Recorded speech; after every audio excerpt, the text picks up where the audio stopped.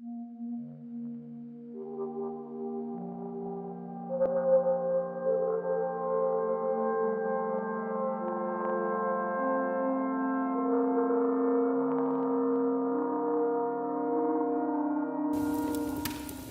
dear friends, I get many viewer suggestions for true stories to cover, many of them very interesting, and I hope to be allowed the time to provide you with my version one day.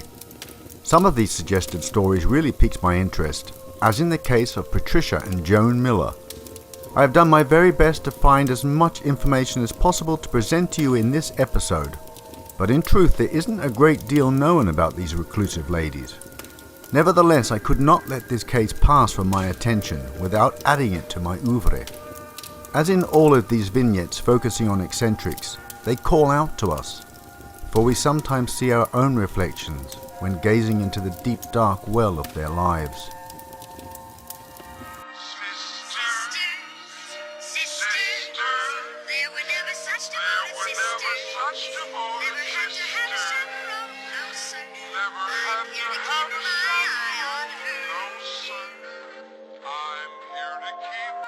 The twins were the daughters of Fay Lang and Elman Gordon Miller. Their father went by the name of Bud and was born in 1895 in Kentucky. He had worked as a dairy salesman in Oakland, California at one point, but little else is known of his working career. Their mother, Fay Lang, played piano for the girls during their early showbiz career. Old friends and acquaintances say the twins sang and danced at national parks and for the troops at military bases. In the 1950s, the girls appeared on a weekly TV show called The Hoffman Hayride. They were still very young, only 10 years old when the show first aired. Investigators also found a photo of young Patricia and Joan sitting on Bing Crosby's lap. There are also rumors of a brother who apparently died during World War II.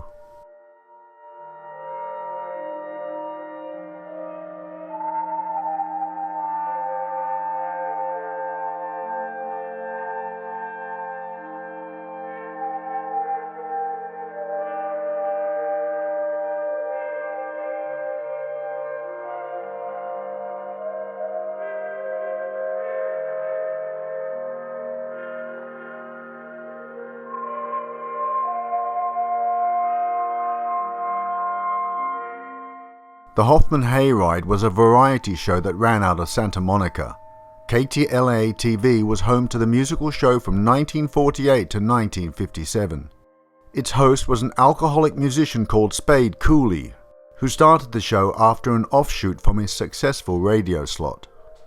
Joan and Patricia stayed with the Hoffman Hayride until its end in 1957, when rock and roll began to replace the western swing that the show specialized in. The show finished its final year without its host Cooley. His alcoholism had worsened to the point that the station became exasperated and fired him. Cooley was convicted in 1961 of beating his wife Ella May to death after she admitted to having an affair with his friend Roy Rogers, and intended to join a swinging 60s free love cult. Cooley, 51 and already in poor health, was sentenced to life in prison. You and your wife, Ella May, left in your Cadillac from the Los Angeles area en route to your ranch in Willow Springs? Yes, true. And turned up the road, and a few blocks from there, my wife jumped out of the car. And I attempted to, and made it. I grabbed her hair and pulled some of her hair out when she jumped. But she got away. I let go. Yes. No, she didn't recall. She said, I feel so faint, I feel weak, I think I'll take a shower. I had slapped her, as I told you. She had just told me. I didn't tell you what she told me. Did I? I don't recall. You can tell us again if you wish. Well, she told me that she'd slept with Luther Jackson, and they had a three-way deal in a motel with palm trees. I did not ascertain which one. Not much is known about the sisters after the set of the Hoffman Hayride was dismantled. What is known is they never married, had neither children or pets. In fact, they had shown little interest in any company apart from their own. The Miller sisters moved to Lake Tahoe and purchased a 4-bedroom home in 1976. From this point on, they retreated further into a world that felt comfortable for them. Their secluded lives in their final years stand in contrast to a youth full of glamour and excitement. When people called, the sisters came up with excuses to get off the phone, and on the rare occasion when they left their home, the two women did their best to avoid their neighbors. And also on her chin here, it looks like she probably fell, like you say, from the car. Now, the abrasion on her chin, she did not get from the fall in the car. How did she? She got it in the shower. She cried out that she deserved it. I deserve it, I deserve it, I deserve it, and that's all. And all this time you were slapping her? Yes. Gentlemen, I'm very confused tonight. I understand, Mr. Cole. I'm You're very confused. strange. But you feel that the cause of your wife's death right now was due to falling in the shower? I am as positive as you are. The sisters were said to be friendly enough though, and often told stories of their childhood singing adventures. They told Mrs. Mitchell, a neighbour, that they had performed at Yosemite National Park and of their meeting Bing Crosby. But the sisters were also guarded. When Mrs. Mitchell urged them to join a community choir, they declined. They never discussed their social lives. Apparently they had lost touch with the other family members through the years, as one or another passed away. Their childhood friends said the sisters had stopped sending annual birthday cards abruptly at a certain stage, and when the friend called to inquire about the missing card, the sisters seemed disinterested in continuing the relationship. Neighbors would ring and the sisters would say, "Let me call you right back," but they never would.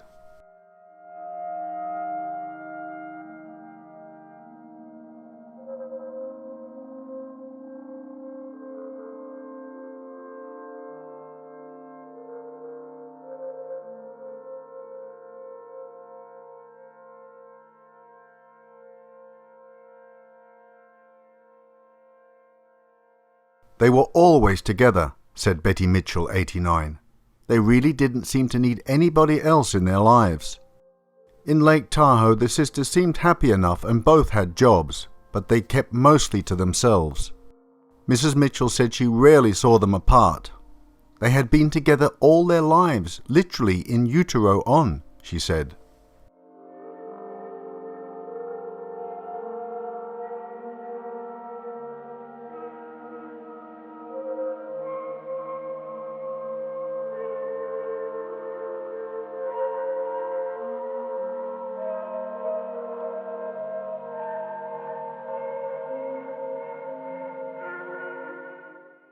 Joan Miller was a senior accounting clerk in the payroll department at the Lake Tahoe Unified School District from 1979 to 1984.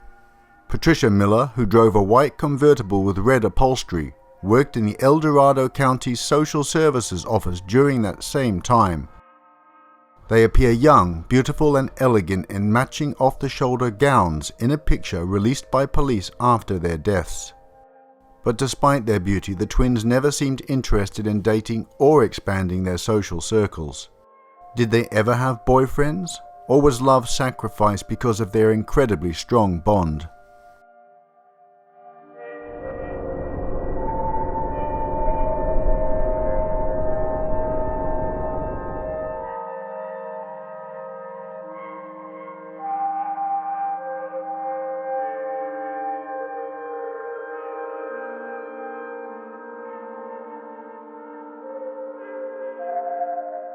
An expert who has studied the behavior of twins concludes, staying together in work and play in the early years of their lives could have potentially driven the sisters from each other, or drawn them closer.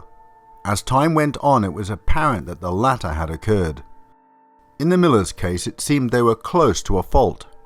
If twins are really close, they exclude people around them. They just don't let other people into their lives.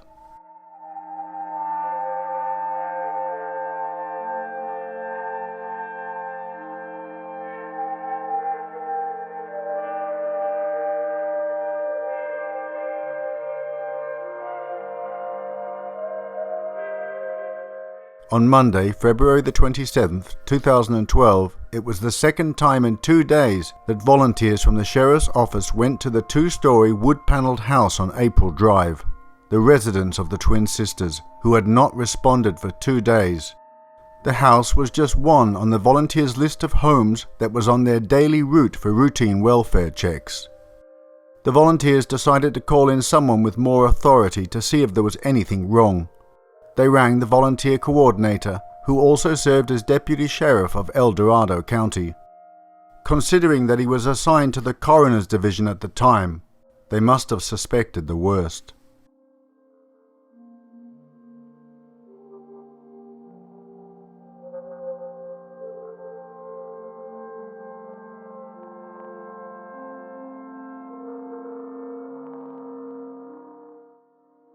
Once he arrived at the residence and gained entry, he proceeded straight into the living room.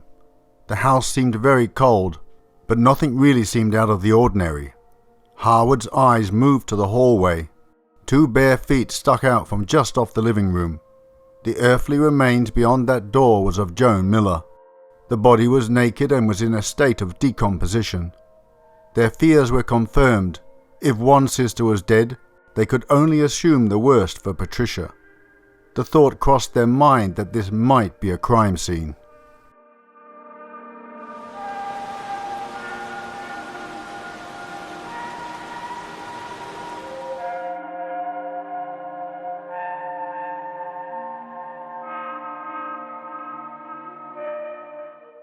Just beyond Joan's body on her right was a bedroom, one of 2 on the first floor.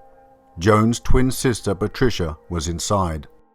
Harwood said the bed was a mess, and there were small amounts of blood or other bodily fluids on it and the floor.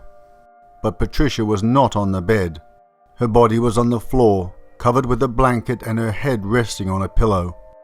From the stage of decomposition, experts determined that Patricia had died approximately 2 weeks earlier than Joan.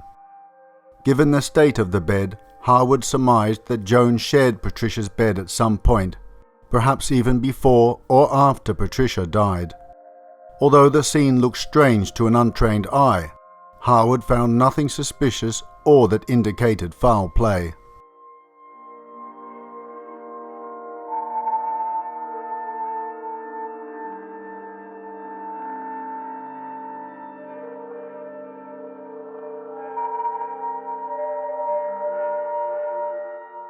There was a lot of food packaging, as if Joan and Patricia had been ordering food to be delivered to the house. Judging by the amount, this had gone on for several weeks at some point before the sisters passed away. Apart from the disarray in the kitchen, the house was, for the most part, well kept. They weren't necessarily sloppy people by any means, Harwood said, adding that an elderly person's unkempt household is often an indicator of the resident suffering from dementia.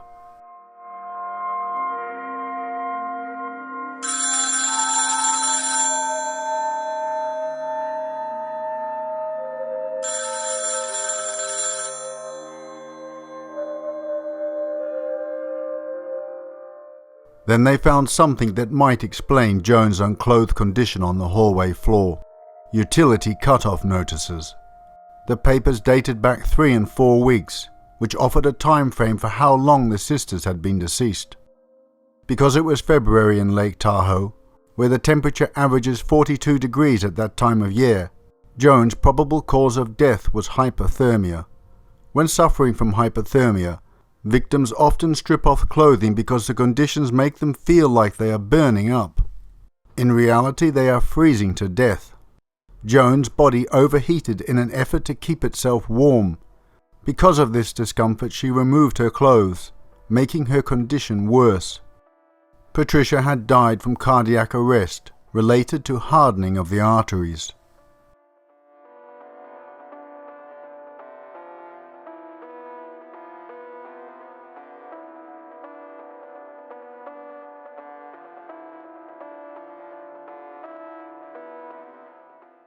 Joan suffered from memory problems and had relied on her sister and her only companion to take care of her. Although APS had offered several times to assist Patricia with Joan, Patricia refused each time, undoubtedly realizing that a nursing home would be both their fates if she took up the offer. So it was up to Patricia to change Joan's colostomy bag, help her bathe and tell her when to eat. When Patricia passed, the state of the house suggested that Joan was unable to fend for herself. Harwood said Joan likely didn't have the cognitive ability to understand that she should call an ambulance to assist her twin when she went into cardiac arrest or after she had already succumbed to the attack. Instead, Joan, unable to make sense through the fog of her dementia, did automatically what a loving sister would do, by providing Patricia with a comforting pillow and a blanket.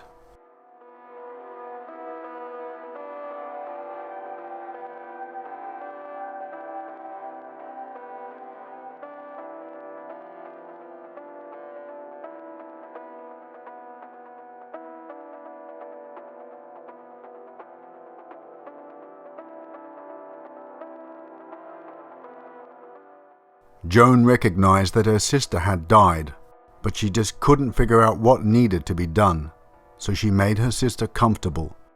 It's heartbreaking to think that in moments of lucidity, the utter distress that Joan must have felt. In the weeks after Patricia's death, Joan didn't have the capability to deal with the utility cut-off. Her memory issues prevented her from knowing how to pay bills. Every day the house grew colder, and Joan went a little longer without food. In addition to the hypothermia, authorities later determined that malnutrition contributed to Joan's death.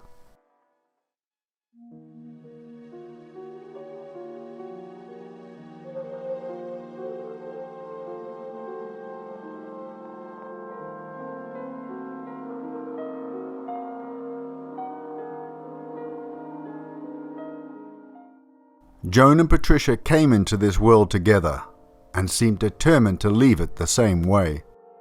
To us, peering at their lives through the medium of the internet, their choice of lifestyle might seem bizarre, but then we can come to the conclusion that they really didn't need anyone else in their lives.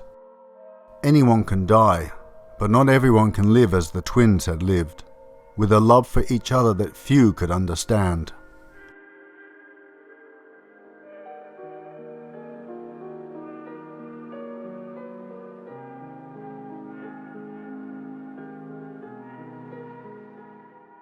The police found a handwritten note from Patricia in the April drive home.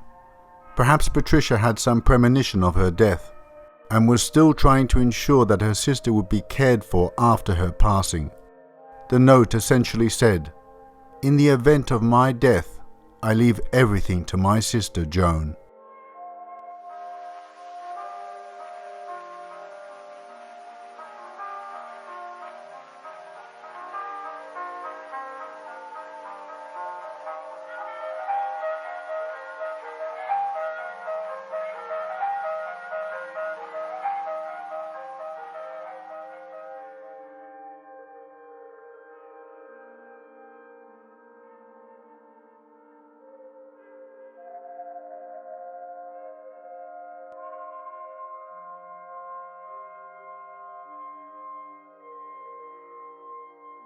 My dear friends, I hope you enjoyed that presentation, and it wasn't the easiest one to cover because there was very few factual images connected to this case, hardly anything, so I had to improvise, and I sort of intertwined the story of Spade Cooley with it a bit to sort of, not to fill it out because I find that quite interesting too. I got sidetracked when I was doing the research. I thought, well, there's another little interesting bit to add to the historical feature, something more for you to research at your leisure.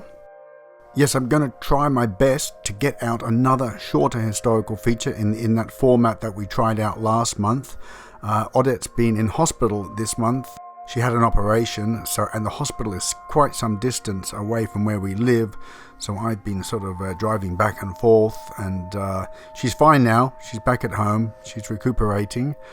But if I don't get the shorter one out this month, which I think I will, I think I should manage it, then it will definitely be early next month. So don't worry, that's coming. And of course, every month the giveaways. Don't forget the last giveaway. I'm hoping that Debbie claims her prize. Otherwise, I'm going to have to redraw it for another person to have the chance. So when it comes to the giveaways, please look out. It's about a week after the full presentation is posted, about a week after I do the draw. You've got 10 days to claim your prize, and if you don't claim it, then somebody else will have the chance. So look out for that, please. As most of you are well aware by now, after December the 7th, 2019, I upped the pledge from $1, as it's been since 2017, up to $3, but I promised the older patrons that they would still access the newest videos, and that is the case. Some are a bit confused because the older videos are now on the new rate of $3. But every new presentation, the older patrons will always be able to access them. I just want to reassure you of that. If you made your pledge before December the 7th, 2019, that's no problem. Some people have had a few issues because some of them have actually upgraded their pledge to $3 or $5 or $8 to get the Discord benefits. And they've had some problem because some of the videos still appear locked to them. It seems to be some sort of glitch in the system, and there's a few different ways to get around it. One of my patrons informed me is to actually go to the tier pledge page, which is on my main homepage on Patreon. If you actually click on the pledge and you've already upgraded it, if you click on it, it should clear that problem. Yeah, go through with that pledge because you've already paid anyway. I'll show you on the screen what I mean, what she wrote, my patron. Hopefully that makes better sense than what I'm making at the moment. The other option is to go to your pledge, and if you're having this problem where you've upgraded to 3, 5 or 8 and you're still not seeing all the videos, some of them are still locked, the other way would be to delete your pledge altogether and then come in through that tier page and click on the tier itself, and then the computer will recognize your pledge automatically and open up all the videos. Yeah, just a few little issues there. There's always something, isn't there? There's always something. What else was there? Was there anything else? You may have noticed on a couple of the images of the flying plane with the banner with one of my patrons' names on it, and the other one was the billboard with the UFO hovering above. They are my top hat tier patrons, and part of that pledge is you get your name immortalized in one of my videos. So check that out in the tier section. It's not the cheapest of pledges, but you get quite a few other things too with it. So do check that out. And for those of you who watched my most recent post on YouTube about YouTube and its ever encroaching policies, would know that I may start concentrating on my other channel, Obsolete Oddity Reloaded. I'll leave the link in the description. Subscribe there, it's free of course. I'm not really sure what I'm doing. I possibly might start concentrating on that a bit more. Definitely be reloading the older Patreon videos there. But I will occasionally keep the old one in the loop. I don't know. I don't want it to sort of suddenly for Google's analytic bots to realize there's no activity there and cut off my AdSense or something. I don't know what the hell is going on. I watched a video that someone recommended. I think it's by a channel called Nerd City. It's called YouTube's Biggest Lie. You should have a look for that in Google search. Quite interesting how these robots are ruining it for many, including me. Some of the history channels have actually had to shut down. Some of them had employees that they couldn't pay because of these videos being demonetized by YouTube. Just like if some random word in the title or in the description that the robot doesn't like, you get demonetized. And watch the whole video. It's quite interesting. But it's a pain in the butt, I tell you. And because I don't really want to change words. Why should I do that? There's nothing offensive about words in the English dictionary. They've got to get this system sorted out, but unfortunately it's affecting me. That's why I'm here. You know all that story. So, Obsolete Oddity Reloaded. Don't forget to subscribe, hit the bell for all notifications. Was there anything else, my dear viewers? I don't think so. I just want to welcome any newcomers and my sincere gratitude to all the older patrons. Hope you stay with me. Much more to come. That's about it. Yeah, I might even do as a giveaway one of my drawings. That might be a signed drawing from me. Something like that. I'll think of some interesting stuff anyway. To keep I think the giveaways are fun. People seem to enjoy them. I do too. I enjoy running them. Don't forget, any newcomers, I've got Discord once a month. Head over there. We talk rubbish, but it's fun. Alright, my dear viewers, I'm going to head off now, and wishing you all the best. And until next time, if you have any questions, do not hesitate to ask. Don't be shy. I'm always here to help you. Take care. God bless. Bye-bye.